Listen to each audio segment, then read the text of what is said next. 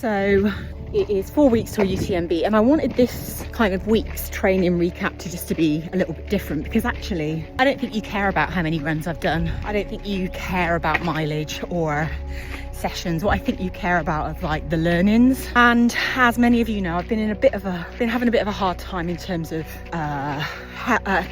mental health, in terms of just feeling really, really flat. And I kind of wanted to discuss that because I think I know, or I think I'm understanding some of the reasons why. And I think I've been feeling a lot of guilt. And, you know, as we get into 4 weeks before UTMB, everything kind of ramps up. As you know, I've started my altitude training.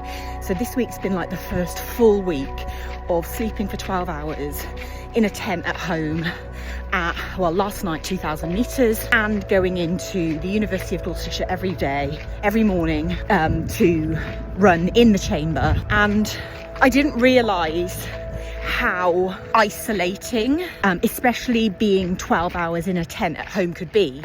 I was excited about it because it's something new and it's something I've never ever tried before, and I was quite excited, you know, but actually I don't sleep for 12 hours a night. So there's a proportion, around about 4 hours, that I am just in the tent, right? And I'm not just in the tent from the time I go to bed. I have to get in there earlier in the day because to get the 12 hours in. So if I need to be up at 6 in the morning, I have to go in there at 6 at night. And I think I didn't bank on how isolating that would be in terms of spending time with my husband, my children, you know, that quality time at night that you just kind of like deload from your day. You share space with someone, even if you're not talking to them. And I think it's led me down a bit of a path around these challenges and around mum guilt. You know, and I'm going to do a reel on mum guilt because it's something that throughout the 16 years I've been trail running, I remember someone very close saying to me one year that I put my running above my kids, and it stayed with me ever since.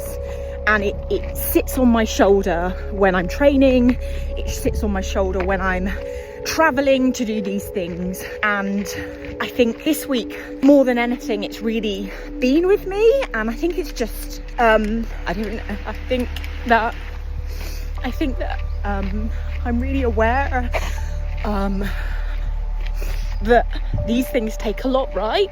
And as women, you know, the patriarchy has told us systemically that we should be at home. We should always put the needs of our family, our husbands, first, above our own needs, above our own wants. And, you know, I always believe that, and I know that without running, I wouldn't be here. I know that so wholeheartedly and in my gut. And if I'm not here, I can't be a mum and a wife and a friend and all of the other intersections that I inhabit at all. But it's been really with me this week. And I guess when you're feeling low, the negative voices get louder. And yeah, I'm sure that person that said it to me that one time, I'm sure that they're not the only people that feel that way.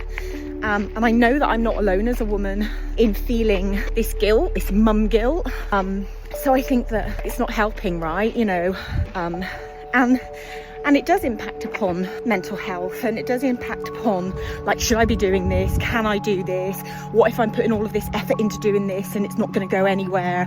What if I DNF? What if it's, you know, what if something happens while I'm out there to one of my kids and I'm in France and Switzerland or Italy and I can't get back? And all of these like things, like, is it worth it? You know, little things like my child that left school this year gets her GCSE results while I'm away, and so therefore I can't be there with her in person.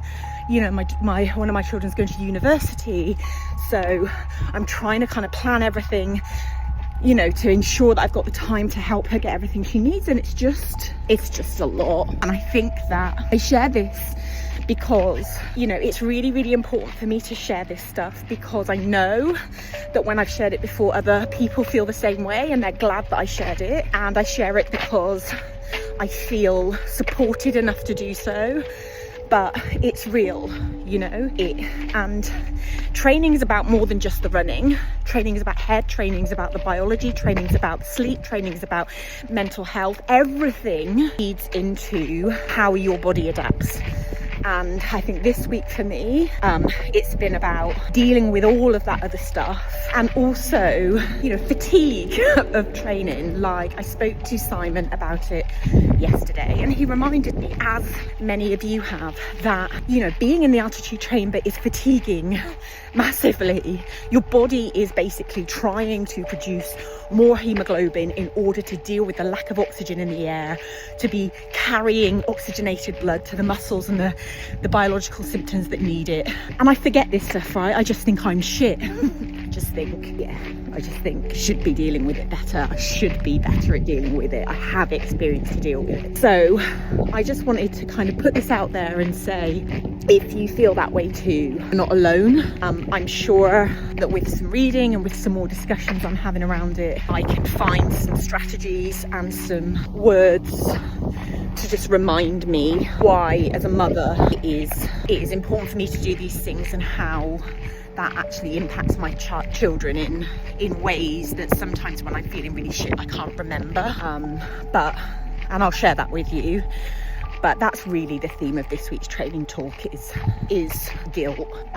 So I'm sorry if this has been a bit of a Debbie Downer, but I really wanted to keep it real, and hopefully next week I'll be able to work through it, and it'll give me the fuel I need for just under 4 weeks' time, when the dark times come, when I'm out there. So have a good week.